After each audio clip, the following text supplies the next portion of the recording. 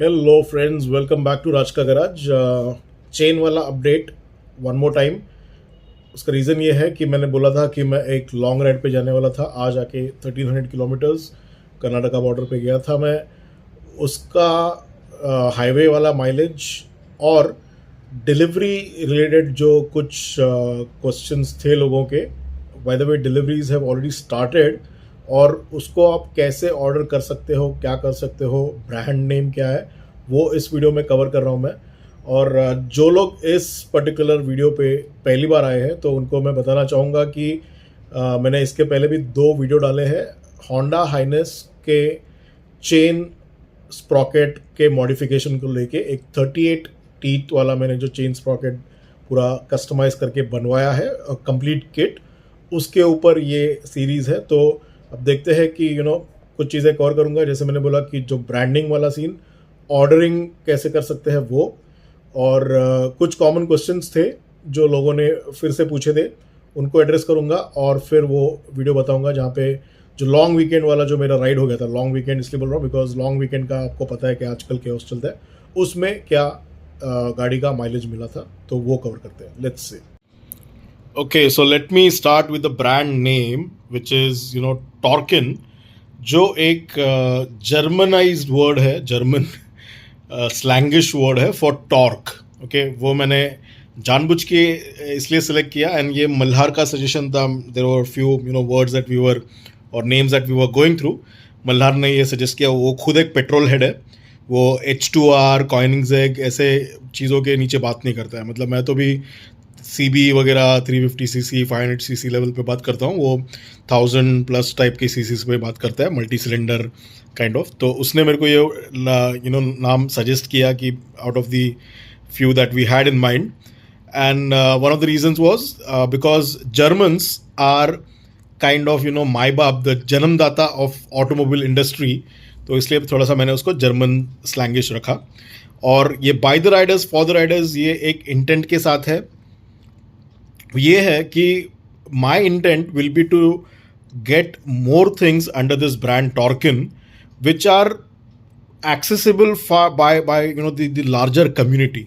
ऐसा मेरा ये नहीं होगा कि उसको इतना प्रीमियम रखो उसके ऊपर कि हर कोई एफोर्ड नहीं कर पाएगा, या रैदर हर किसी का प्रायोरिटी नहीं रहता वो चीज़ एफोर्ड करने का। It's not about literally affordability, it is about priority. Maybe I may use 1000 rupees वाला chain lube, somebody would use a 150 rupees वाला चेन ल्यूब, उसका प्रायोरिटी वो है।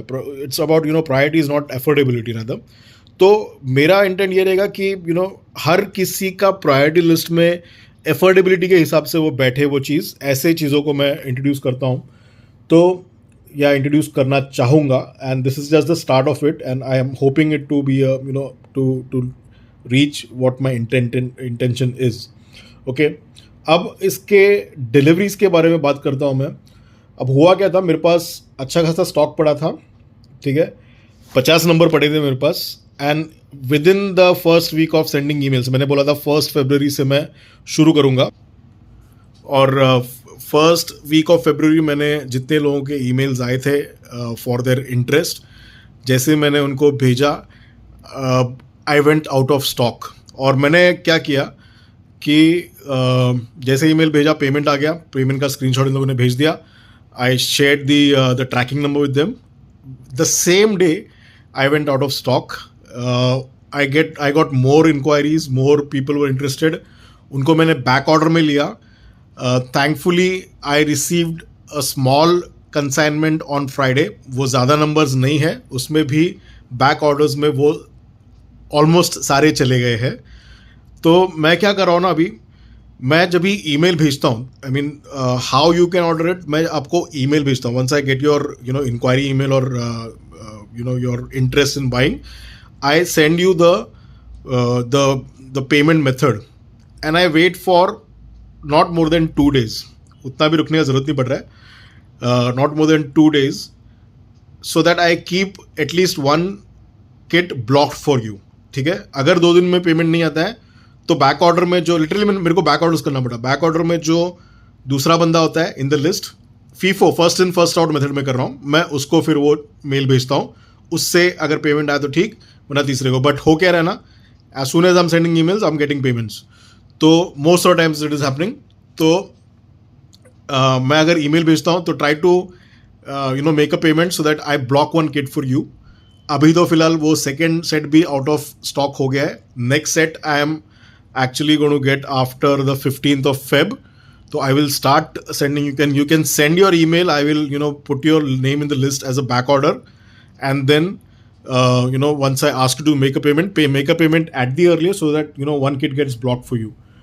और अगेन जिन लोगों को पता नहीं है मैं किस बारे में बात कर रहा हूँ, ये एक चेन स्प्रॉकेट का मॉड है जो होंडा के सारे मॉडल्स, मैं ये Q&A भी कवर करूंगा, उनको एप्लीकेबल है. तो now let's start with the Q&A. ठीक है, मेरे को कुछ क्वेश्चंस आए which are common in nature, तो उनके मैं 3-4 क्वेश्चन के यहाँ पे जवाब दे देता हूँ. Okay, so that was about the dispatch, the ordering system and how I deliver it. तो coming to the common questions. Okay, और मैं सारी डिटेल्स यहाँ पे डिस्क्रिप्शन में डाल रहा हूँ, of course without the UPI ID. Rest of the things I am putting again in the description, so please read the description for how to order. Now, common question. One of the common questions that I got was, is this applicable? Coming back to Hindi. क्या ये applicable है for CB350C या XYZ जो भी model है? तो एक clarification, ये जितनी भी होंडा की गाड़ियाँ हैं, बाइक्स हैं, on the CB350 platform, they have 90% of the mechanicals are same. Okay, ये एक ही प्लेटफॉर्म है. कॉस्मेटिक चेंजेस है गाड़ी में, जो भी RS, CB350, CB350C, ये सारे कॉस्मेटिक चेंजेस है. The base is the same, Honda Highness CB350. So ये डायरेक्ट फिट है इन सारे मॉडल्स को जो होंडा CB350 प्लेटफॉर्म के ऊपर है. जो मैं बोल रहा हूँ ना 90%, वो 10% भी मैं इसलिए बोल रहा हूँ कि जो चेसीज को रिलेटेड जो चेंजेस है, फ्रेम रिलेटेड जो चेंजेस है, जो RS में है, CB350 में है, वो उन चीज़ों को मैं out of that I am considering that into mechanicals, but वो चीज़ें अलग है, इसलिए मैं वो 90% आइडेंटिकल एंड 10% नॉट आइडेंटिकल बोल रहा हूँ. बट ये डायरेक्ट फिट है. कोई भी आपको जो लोकल फ्रेंडली मैकेनिक है वो या सर्विस सेंटर वाले ये आपको फिट करके दे सकते हैं. इसमें कोई रॉकेट साइंस नहीं है, इसमें कोई अलग से मॉडिफिकेशन करने का कोई ज़रूरत नहीं है. It's a direct fit. Okay, so it's an entire kit. उसके लिए आपको कोई सर्कलिप का जुगाड़ नहीं करना है, कोई ड्रिल्स का जुगाड़ नहीं करना है, and don't do those things. सिर्फ सर्कलिप के ऊपर स्प्रॉकेट नहीं लगाना, इट इज़ रिस्की. ओके, तो ये चीज़ें ध्यान में रखना. अभी दूसरा जो सवाल था कि टॉप स्पीड, तो मैंने पहले बोला था कि मैंने इसको सेफ स्पीड 110-120 तक खींचा था. सेफ स्पीड उतना जाता है, मैंने आगे चेक नहीं किया, and I would say that I don't trust in those top speed वाला थिंग्स.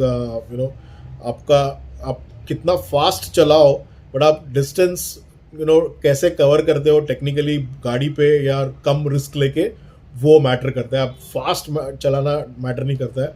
वो 2 मिनट का मज़ा बाद में सज़ा भी हो सकता है. तो ये चीज़ को हमेशा याद रखना.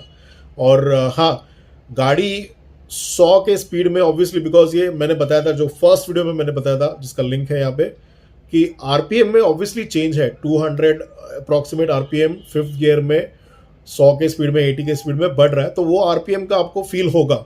सो it's not that the bike will not be able to go to 120 plus, it will go, but with that additional RPM. तो ये चीज़ को ध्यान में रखना. 50-60 के ऊपर फिफ्थ गियर में द बाइक जस्ट हाईवे पे आप ज़्यादा राइड करते हो, तो मैंने पहले ही बोला था, that's the flat gear that you need.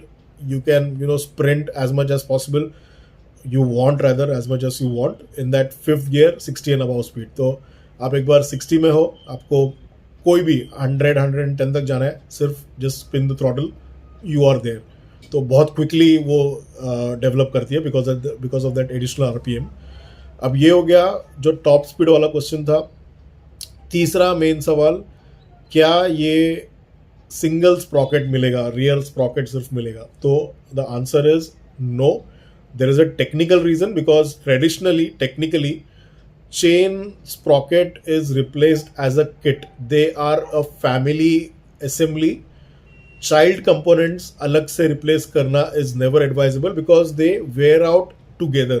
Chain, the front sprocket, the rear sprocket, the wear out is very, I'll say it's it happens at the same time, मतलब इसमें आप अगर कोई एक कंपोनेंट चेंज करोगे तो जो दूसरा जिनका वेयर आउट ज़्यादा हो चुका है वो नए वाले को भी जल्दी ख़राब कर देते हैं. That is one reason it is always advisable to change the assembly together, not as single child components. तो ये एक सवाल था, लोगों ने पूछा था. Unfortunately that is not possible because technically it is not viable and I will not suggest any non technical things.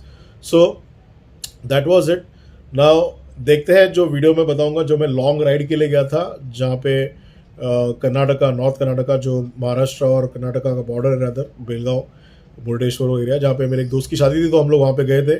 1300 kilometres गाड़ी का टू एंड फ्रो हो गया और लॉन्ग वीकेंड वाला ट्रैफिक था. मतलब ऐसे लग रहा था सिटी में से चला रहे हैं पूरा. Once we reach Karad to Pune, ऐसे bumper to bumper traffic, full red light, पीछे से टेल लाइट्स ही दिख रहे थे गाड़ियों के और कुछ नहीं दिख रहा था. ऐसे ट्रैफिक में गाड़ी का क्या एवरेज मिला है वो देखते हैं. चलो क्विक अपडेट, दो चीज़ें बतानी है. एक तो मैं ये अभी रिसेंट एक 24, 25, 26 में गया था नॉर्थ कर्नाटका, बेलगांव के आगे एक जगह है. मेरे एक खास फ्रेंड के घर में शादी थी, हम लोग भी उनको पहचानते ठीक तरह के, अच्छी तरीके से, इसलिए एक बहाना मिल गया राइड का. तो मेरे गाड़ी का हो गया 35,000 किलोमीटर्स उस चक्कर में. दूसरा, ये टोटल ट्रिप था मेरा टू एंड फ्रो 1307 किलोमीटर्स, और टोटल ये स्प्रॉकेट डाल के अभी हुआ है 4284 किलोमीटर्स. और मेरे को ये 1300 किलोमीटर्स में माइलेज मिला है 42.1, and this is taking into consideration the long weekend traffic jams that we had. बहुत भयानक ट्रैफिक था. आज रिटर्न आते समय मेरे को 100 किलोमीटर के लिए लगभग 4.5 घंटे लग गए. इतना ट्रैफिक सातारा से लेके पुणे तक, रादर कराड़ से लेके पुणे तक घर पहुंचने तक इतना ट्रैफिक लगा था. तो इसमें 42.1 का एवरेज मिला है इन 1300 किलोमीटर्स. सो ये है 1307 is the trip A mileage और trip A reading, and the mileage is 42.1. और दूसरी चीज़ मैं अभी बोलता हूँ.